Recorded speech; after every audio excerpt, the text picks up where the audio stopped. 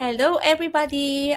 Good morning, good afternoon, and good evening po. Saan man kayong sulok ng mundo ng naroroon at mapapanood ang video na ito. So it's been a while na hindi ako nakapag-share ng video and interview about my business partners to share their journey in this in their entrepreneurial journey. So in this video po, share ko po sa inyo ang paano nagsimula or story ng isa kong business partner all the way from Malta, and her name is Janice. I will add her now, and meron lang akong few questions sa kanya. So ito pong video na ito, our purpose is to inspire fellow mommies kasi isa rin siyang a mommy like me. So we want to inspire you to step out of your comfort zone and discover this new opportunity, a side hustle that is already changing lives of everyday people, everyday mommies, busy parents all over the world. And so yan. Sige, papasukin na natin siya. Ayan. Hello, welcome, sis Janice. Thank you for accepting, for saying yes to my invitation to be here with me in this video. So, inspire natin ang mga kapwa mami natin all over the world para maglakas loob sila na i-check and subukan itong ating online business model. So, but first, then we wanna hear from you. Ano yung background mo prior joining this business? Thank you. Thank you. Hi sis. Hi everyone. So ako po si Janice. Nandito po ako sa Malta and I've been here for 12 years. Nagsimula po ako as a caregiver. Nagtrabaho din po ako as a cleaner, as nanny, as part-times dito sa Malta kasi ako lang talaga ay mahirap na asahan. So, and then after some years, nakapag-apply po ako as a call center agent sa bangko. So, I've been with the bank for 8 years. Bale, 6 years ako na agent and then after 6 years, nag-apply ako as trainer. So, yun po yung pinakahuling job ko. And then,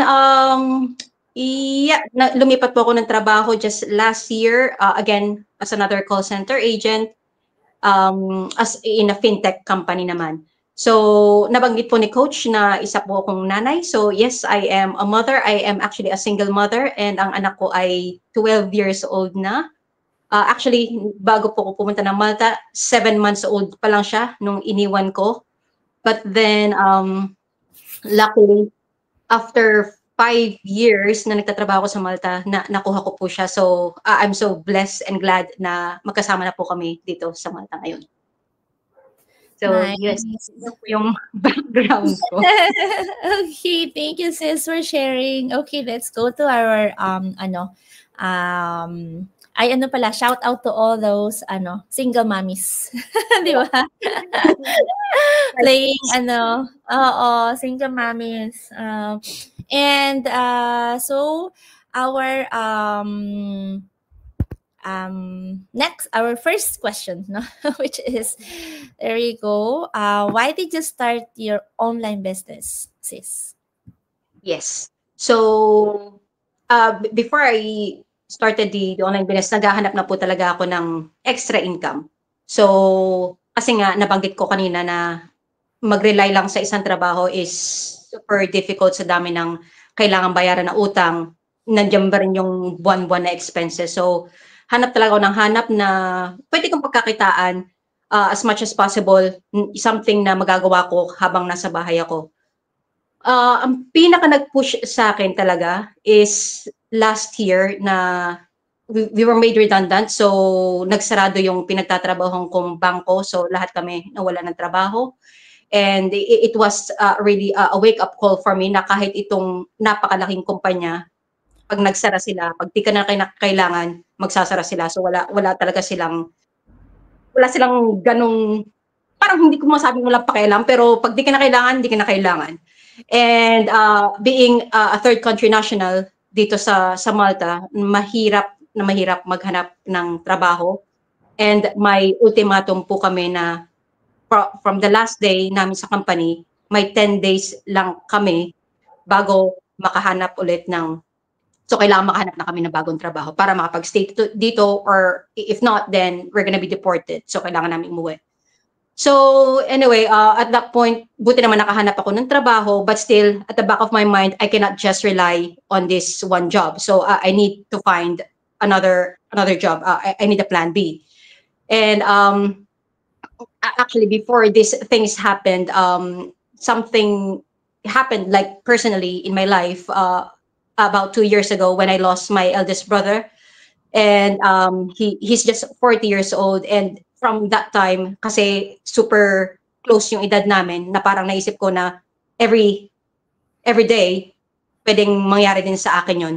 And with that, I was like thinking, I am not doing, I don't know, it's like parang wala akong ginagawa sa buhay ko, parang nabubuhay lang talaga ako kasi para magtrabaho, magbayad ng bills and everything, parang hindi ko magawa yung gusto ko. So siya yung nag-push sa akin na kailangan ko talagang another income para para sa mga bills, mabayaran yung mga utang ko na pagkalaki-laki, and syempre ma-enjoy yung buhay ko kasama yung anak ko, na mabigay ko sa kanya yung experiences na at the moment hindi ko magawa kasi nga super tight ang budget. So siya talaga yung nag-push sa akin na ito, kailangan ko to. Yun po. Oh, okay. Yes, actually, parang laging darating yung may turning point sa buhay natin, and the wake up call, no? Na Yes. ika nga, if nothing changes, no? Like kung ano yung sitwasyon natin ngayon, if we'll do nothing, right?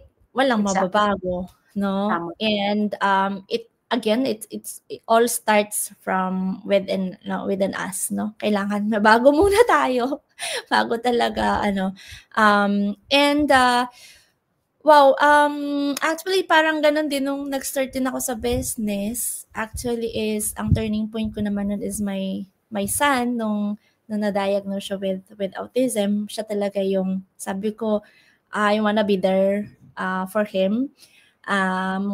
Kasi start na yun magkakaroon na siya ng everyday therapies, mga ganun. And also it's highly recommended na at least mabigyan namin talaga ng mahabang oras ng anak namin. And when you are employed, ano pa man trabaho yan, there's always may stress, may, di ba, uwi ka ng bahay fatigue, uwi ka ng pagod na, you're not actually present doon, yung physically andun ka pero wala, lutang ka or inaantok ka or hindi mo maibigay kung ano talaga yung needs ng anak mo. And mahirap yun. Kasi hindi naman agad na, nung nalaman namin yun is nakita ko agad yung online business. Marami akong, parang naisip na different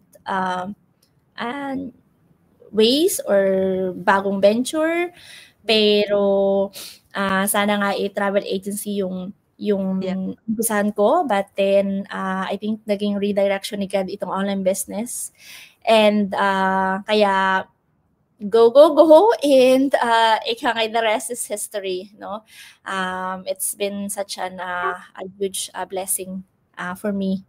And yun, kaya minsan like pag mayroon nagko-connect sa akin tao, like ano po ba yung purpose ninyo, why you need an online business, bakit mo kailangan to? Kasi Hindi lahat ng tao na, yes, I want to earn more, I want I want to but for what? Ano yung purpose? Kasi 'pag Opo. hindi malaki yung purpose mo, madaling bumigay or hindi gano'n ka-strong, like may takot lagi, nangunguna lagi yung takot natin, to try, new things. Isipin natin na hindi natin kaya, 'di ba? Pero when it comes to malaki talaga yung why is, kakayanin natin kahit alam natin na hindi hindi magiging madali ang journey. Kasi lalo na 'pag wala tayong experience, 'di ba? And, just like you and me, wala tayong alam dito sa online business na pinasok natin, pero we are open-minded and willing to learn. Yun kasi, 'no, kailangan, open ka, 'no? Open to may willingness to learn ka and that burning desire. And yung hunger, 'no, for change. Yun talaga yun, eh. And so, yes, thank you for that, answering that, sharing your why. And so, let's go on to my next topic. Like, can you share us the top 3 benefits you love with our online business model? I know Yes, marami, pero top 3. marami. Marami, pero yung pinaka-favorite ko talaga ay, nabanggit ko kanina yung kasi online siya, so flexible siya. What I meant by that is, I can do it, whenever I wanted to, but I make sure that I do it every day. So, but then it depends on how much time ko siya gagawin. So, if marami akong oras ngayon, that's good. So, kung 8 hours ko siyang kailangan gawin ngayon, 8 hours ako magtatrabaho sa online business. Kung 1 to 2 hours lang, 1 to 2 hours lang, but still, I make sure that, every day, papakita ko para sa business ko. Kasi business ko yun. So, that's one, the flexibility. Number 2, support. Yung support ng community, ni coach, ng team, ng lahat ng tao sa community, ng business is super. Kasi, as in, overwhelmed ako sa dami ng pwede mong puntahan, sa dami ng pwede mong hanapan ng tulong, na talagang hindi ka ma-stuck, kumbaga, na, sige, sabihin natin na ma-stuck ka, pero alam mo na may tutulong sa'yo. Hindi yung tipong isipin mo na nag-iisa ka, sabi ko, na tipong mawiwindang at ito yung mag-i-stress pa sa'yo more. So, wala dito sa online business na to kasi yung support talaga namin sa isa't isa is so great. Pangatlo na pinaka-paborito ko is na-enhance or may mga skills pala ako na nandun, na nakatago. So, doing this online business, parang na-reveal yung mga tipong hindi ko alam na meron pala ako. May mga capabilities pala ako na andito lang, deep within me, and nakatago lang siya. So, it's good to know na ang akala ko na hindi ko kayang gawin is nagagawa ko. So, Yeah, that's true. good. Yeah. So, I think na-discover mo pa yung sarili mo ngayon, na mas na-develop mo yung skill na hindi mo, na akala mo hindi, yun nga, na hindi mo, akala mo hindi mo kaya mo pala. Di ba? Opo. Tama. Ganon. Actually, I love that one. Kasi ganon din ako, na hindi ko na nakalain. Like, for example, yun na lang magiging isang, of course, when you say become an online business owner, tas marami ka natututunan, and from the training site, no? Yun tapos hindi mo rin alam na gano'n, na mabibuild yung confidence mo na, ganito na pala ako ngayon, no? Tas pagka lalo pag meron kang kausap na tao, and then yung mga nasi-share mo, na naisip mo, wow, na hindi mo na ma-imagine na, ito na yung nasi-share ko ngayon. Di ba? Compared to before. And it's really good yung flexibility, no? Kailangan natin yung mga mommies. Kailangan natin yun. Kasi dito is in a pockets of our time, we can manage the business. I think ganun din ako nung trabaho, nung prior nung ako naman nag-start dito. Sabi ko, paano ko kaya gagawin yung business? Yun nga, alam mo, may napakinggan ako na, saan nga ba yun? May napakinggan ako ang isang, that is motivational video pa yun or somewhere, basta sa Facebook, na, I think it was an ad. Sabi niya is, when you become like a mom or kapag lalo kang naubusan ng time is that must be yung reason mo to explore new opportunities, to gain back time and to have more time. Hindi dapat maging hindrance or siya to stop you from doing different things, no? And kailangan like me, I think na kung hindi siguro binigay, kasi bibigyan ka ni Lord kung hindi niya ako binigyan ng anak, no? Kung hindi ako na-blessed with Jason with his case, I don't think I am here, no? Opo nga. Kung hindi siguro dahil sa pinanganak siya na may ganun siyang special needs and attention and baka hindi ako naging ganun kaporsigido sa buhay to become, to do everything and to try this kind of business, to stay home. Baka siguro kampante ako na mag-work na lang ako outside home, no, na wala namang therapy, walang mga ganong bagay na kailangan ng anak ko. So, hindi naman, highly talagang kailangan na nasa bahay. Pero, yun yung, siguro yung purpose ni God. Kaya nga, there's always a purpose, no, in kung ano yung nangyayari sa buhay natin. No, meron na siyang nire-ready para sa atin, para sa future, kahit di pa natin yun agad nakikita. Pero, later on, we can mako-connect natin yung dots. Bakit nangyari ito? Ganito, ganyan na. Ito pala yun. And oo. Diba? Parang naisip ko sa nangyari sa buhay yung namatay yung kuya ko, tapos nawalan kami ng trabaho. So parang parang yung gising, Janice, gising, ito na, kailangan mo umaksyon. So, yun.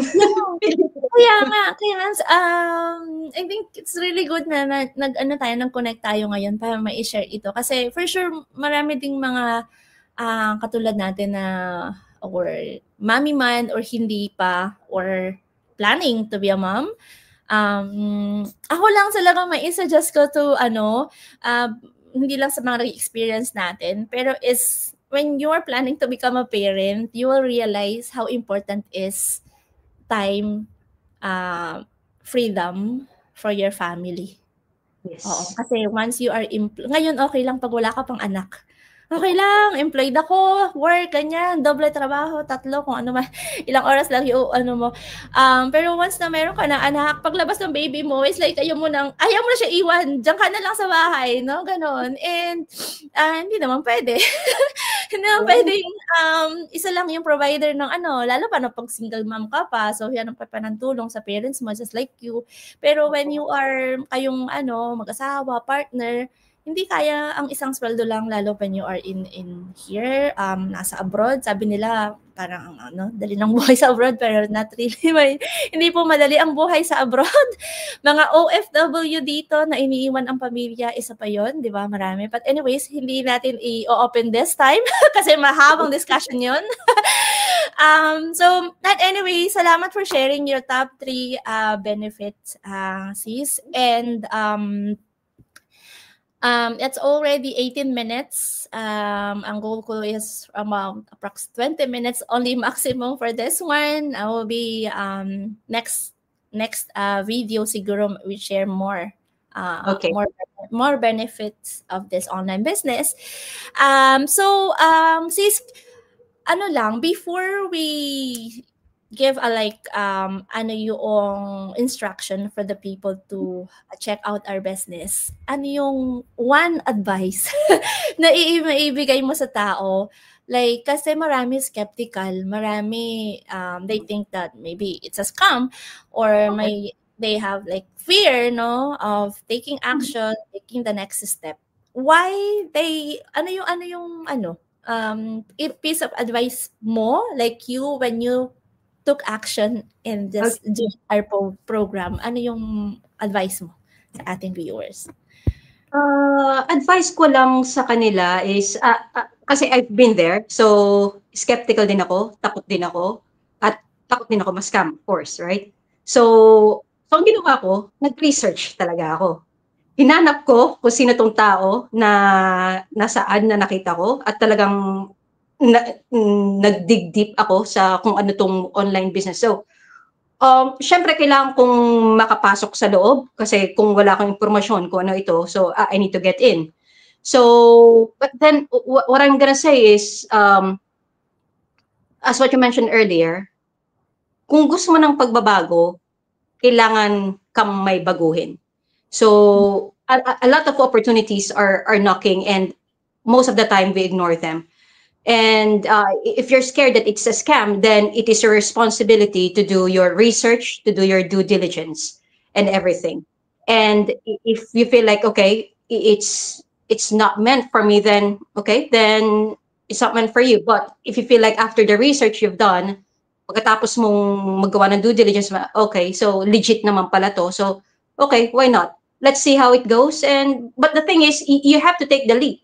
Kasi kung mag-stay ka sa kung nasaan ka ngayon, nothing is gonna happen. So, I think that's it. Get out of the comfort zone. Kasi kung nandiyan ka pa rin sa comfort zone mo, then there's no growth. Yes, correct. Tama. Kung ayaw mo ma-stuck, then step out of your comfort zone. Yes. Take action. No? Take action. True. So, ano sis ang gagawin ng tao to connect with us, to learn more about us, about this business? So, yeah. So, all you need to do, guys, is, ano lang po, visit our website, kay Coach or mine, and simple lang, lagay mo lang yung email address mo, tsaka yung your name, and kami na ang bahala sa inyo. Makaka-receive kayo ng email sa amin, wherein you have to watch the webinar. It's very, very important because that is the basics of the business. And that is where we all started. Lahat kami nandito sa business, nagsimula kami sa webinar. So, kayo po kailangan magsimula sa webinar. And then we'll see from there how the journey will go. Yep. Tama. That's good. Thank you so much. So there you have it po, everybody. Mga kababayan namin, kahit saan man ang sulok kayo naroroon, one of the benefit of this business is walang boundary, no? So, yes. We are global. We can do it anywhere. The business that we have can be done anywhere in the world. Okay. So, yun lang po for now. Maraming salamat sa inyong panonood, and comment below kung saan po ang location ninyo so we can connect with you. And again, andito lang po kami to mentor and coach you moving forward. So yun, lagi po natin tatandaan na walang mahirap sa taong may pangarap. Okay. Yes. And yun, take the first step, register on our websites, and yeah. Yes, and we'll see you on the other side po. Bye for now. Take good care. Bye. Thank you.